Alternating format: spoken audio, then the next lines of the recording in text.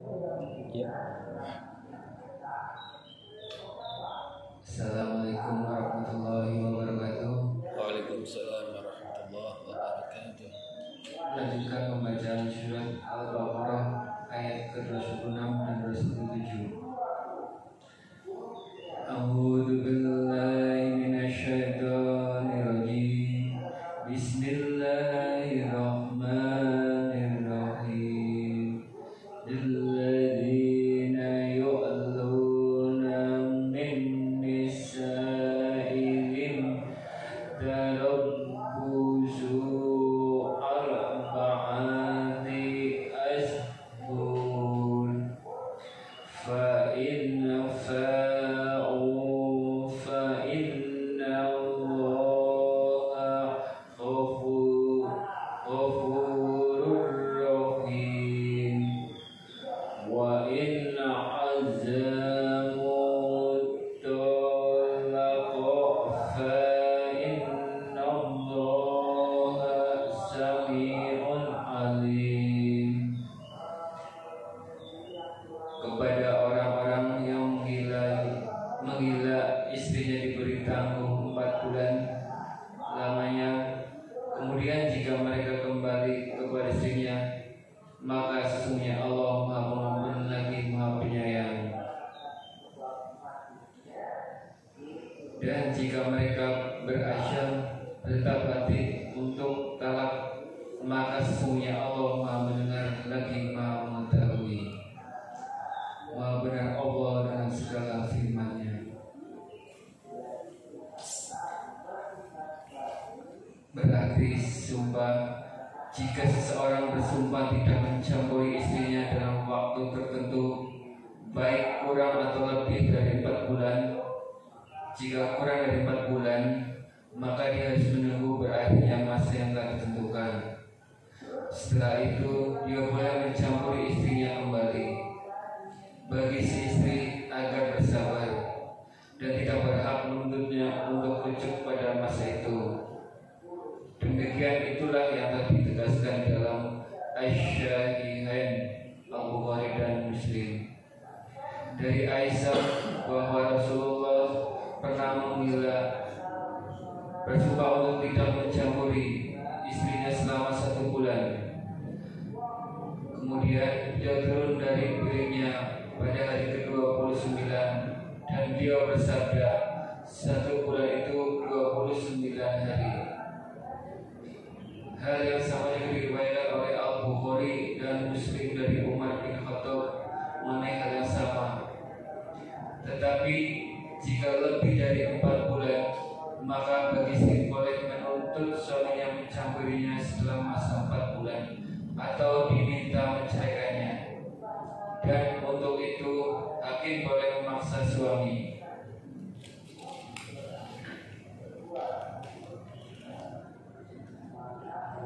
Hal ini supaya tidak menimbulkan dampak negatif bagi istrinya. Maka Allah berfirman, "Alladzina yu'luna min nasi'ihim."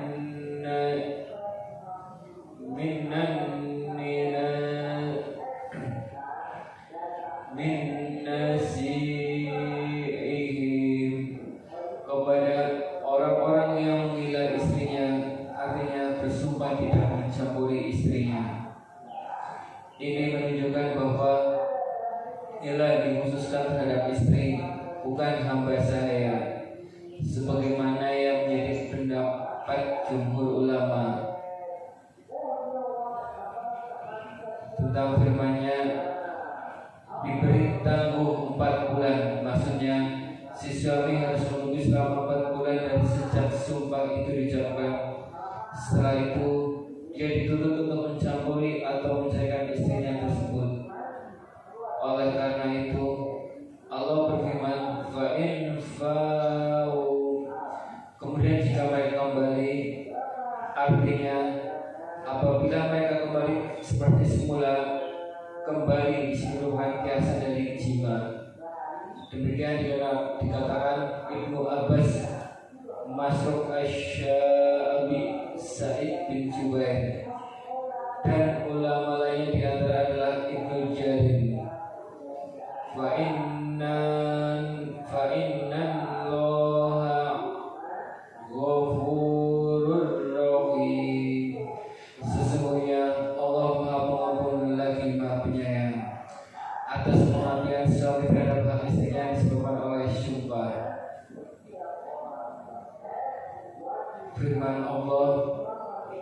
فإن فاءوا فإن الله غفور rahim.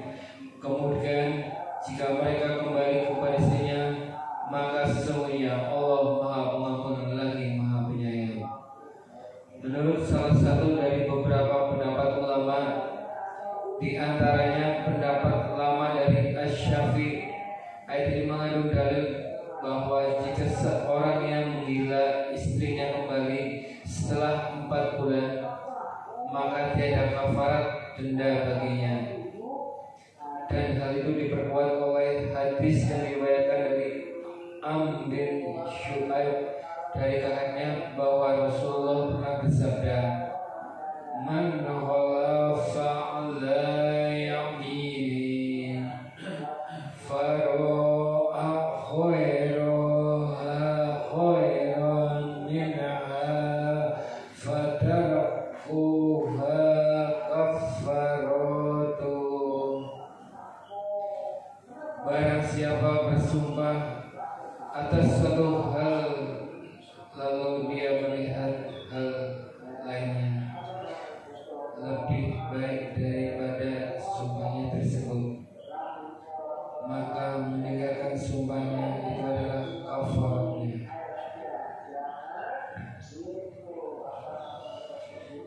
Sebagaimana diriwayatkan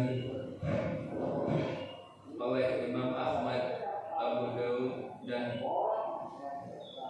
At-Tirmizi, sedangkan pendapat baru dari mazhab Imam Syafi'i bahwa dia harus membayar kafarat berdasarkan pada universalitas kewajiban membayar kafarat bagi setiap orang yang bersumpah, sebagaimana ini telah dikemukakan dalam beberapa hadis syar'i sebelum wala. Firman Allah, wa in talaqu, dan jika mereka bertetapan hati untuk talak, di dalam terdapat dalil yang menunjukkan bahwa talak itu adalah jatuh hanya sekedar karena berlalunya waktu 4 bulan.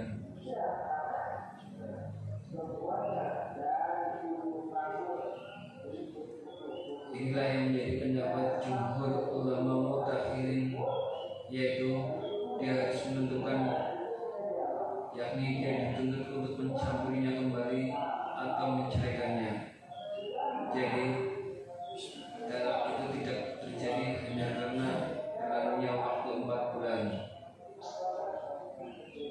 Diriwayatkan Imam Malik dari Nafi dari Abdullah bin Umar, dia menuturkan, jika seseorang laki-laki menggila istrinya, maka hal itu tidak menyebabkan jatuhnya talak meskipun ia telah berlalu 4 bulan, hingga dia mempertimbangkan untuk menceraikan atau mencampurinya kembali. Hadis tersebut dinukilkan Al-Bukhari, Imam Asy-Syafi'i meriwayatkan dari Sulaiman bin Yasar bahwa dia berkata, aku pernah mendapat sekitar 10 orang atau lebih dari sahabat Nabi yang mengatakan orang yang bersumpah harus menentukan pendirian. Lebih lanjut, Asy-Syafi'i mengatakan paling sedikit 13 orang sahabat. Imam As-Syafi'i juga menurutkan dari Ali bin Abi Thalib bahwasanya orang yang telah menggila istrinya harus dituntut untuk menentukan pendirian. Lalu dia mengatakan, demikianlah pendapat kami, dan itu sejalan dengan apa yang kami riwayatkan dari Umar, Ibnu Am, Aisyah, Utsman, Sa'id bin Sabit, dan lebih dari 10 orang sahabat Nabi. Demikian pendapat Imam Asy-Syafi'i.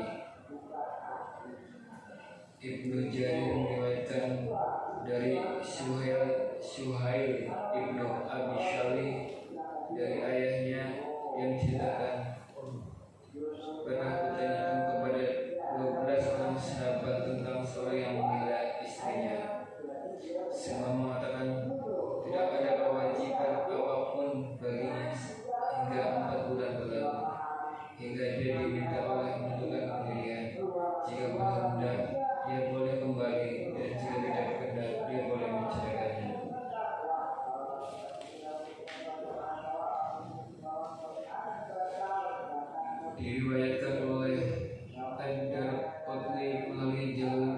Syuhail.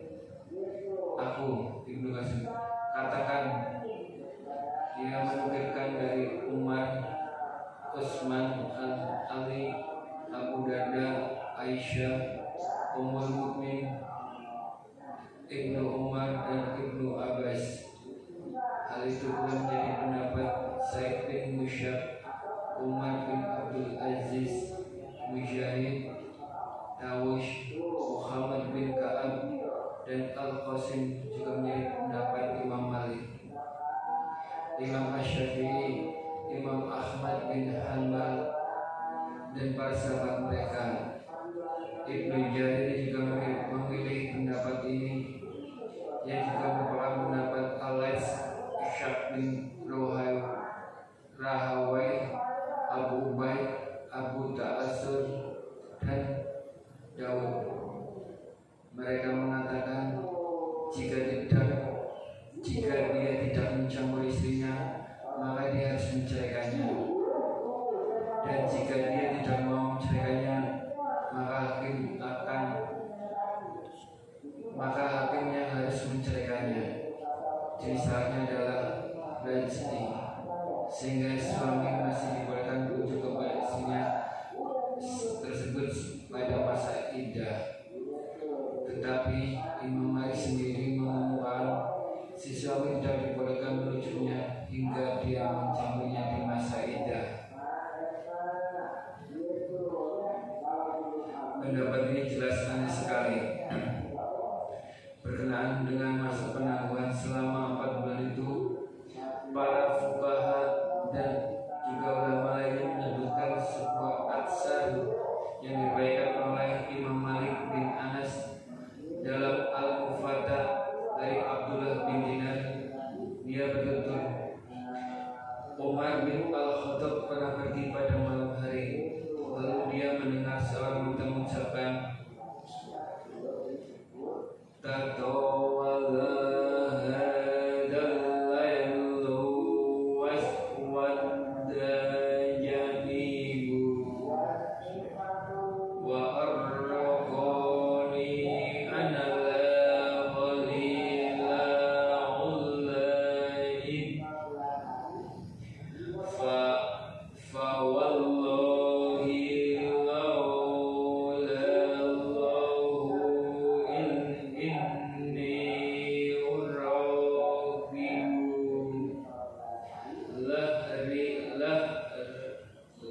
la khurrifa min hadha sari jawanibu. Malam begitu panjang dan hitam gelap sekelilingnya. Aku tak dapat tidur karena ada kekasih yang mencandakanku. Demi Allah, jika bukan karena Allah yang selalu mengawasiku, niscaya sisi-sisi ini telah bergoyang. Lalu Umar berkata kepada putrinya, Hafsyah, berapa lamakah seorang wanita dapat bersabar menunggu suaminya? Hafsyah menjawab, 6 atau 4 bulan. Umar pun berucap, aku tidak akan menahan seorang prajurit di medan perang lebih lama daripada masa itu. Muhammad bin Ishaq meriwayatkan dari Syaib bin Jubair, budak Ibnu Abbas yang pernah bertemu dengan para sahabat Nabi. Dia menuturkan, aku masih tetap ingat hadis Umar bahwa pada suatu malam dia pernah pergi menuju Madinah, yang memang sering melakukan hal tersebut. Tiba-tiba dia melihat seorang wanita Arab yang di rumahnya tutup seraya berucap, tatawalla hadal lailu waswarrul janibu wa arraquni anna la dhaji'a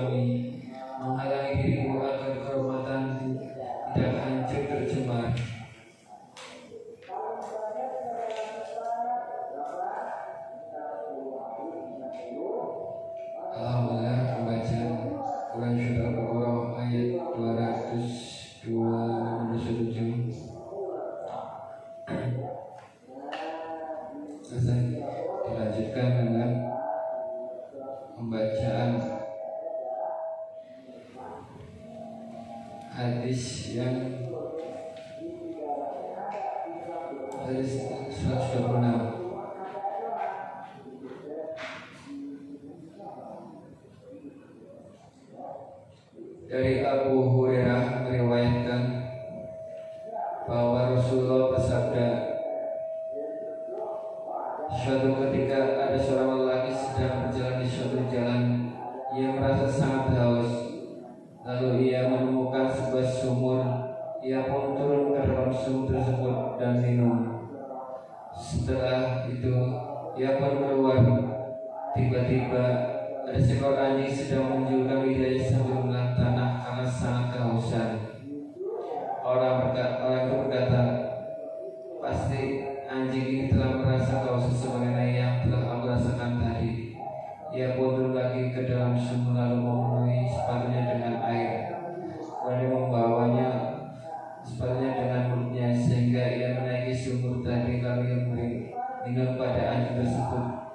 Allah berterima kasih pada orang tersebut dan memberikannya ampunan padanya.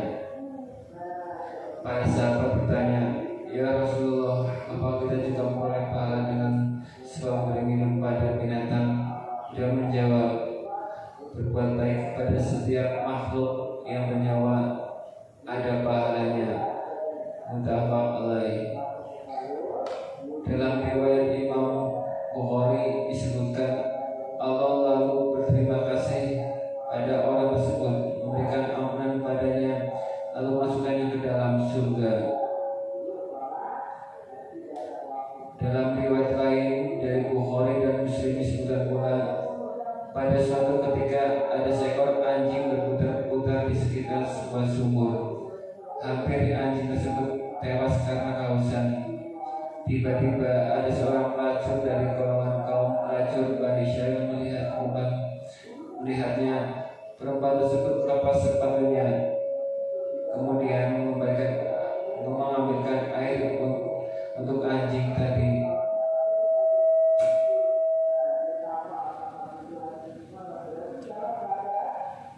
Dan meminumkan air itu padanya, maka diampunilah perempuan tersebut lantaran perbuatannya tadi.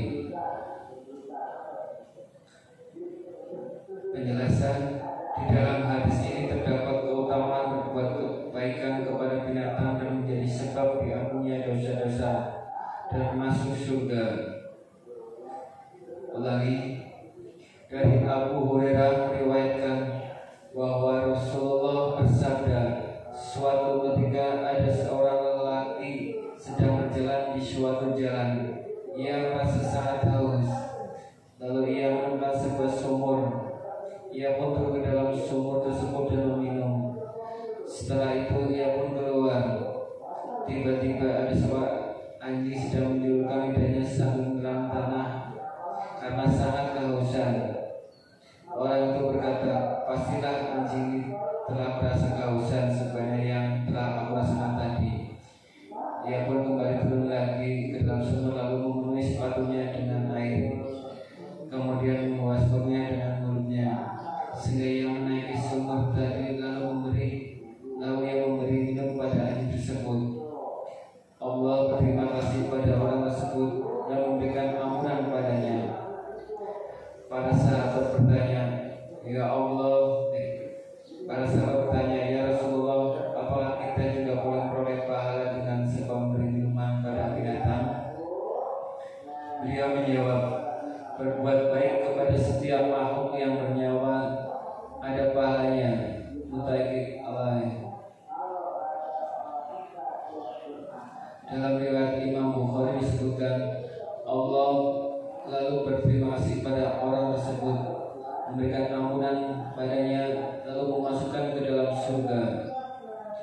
Dalam riwayat lain dari Bukhari dan Muslim disebutkan pula, pada suatu ketika ada seekor anjing berputar-putar di sekitar sebuah sumur. Hampir saja anjing tersebut tewas karena kehausan. Tiba-tiba ada seorang pelacur dari golongan kaum pelacur Bani Syai'ah melihatnya.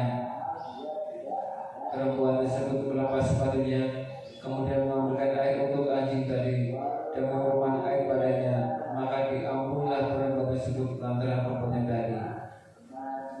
Penjelasan: di dalam hadis ini terdapat keutamaan berbuat kebaikan kepada binatang dan menjadi sebab terampuninya dosa-dosa dan masuk surga. Alhamdulillah, bacaan hadis sudah selesai. Semoga kita bisa menerapkan dan belajar untuk menjalankannya. Amin, amin, amin, amin. Mari kita tutup kajian ini dengan bacaan doa kafaratul majelis.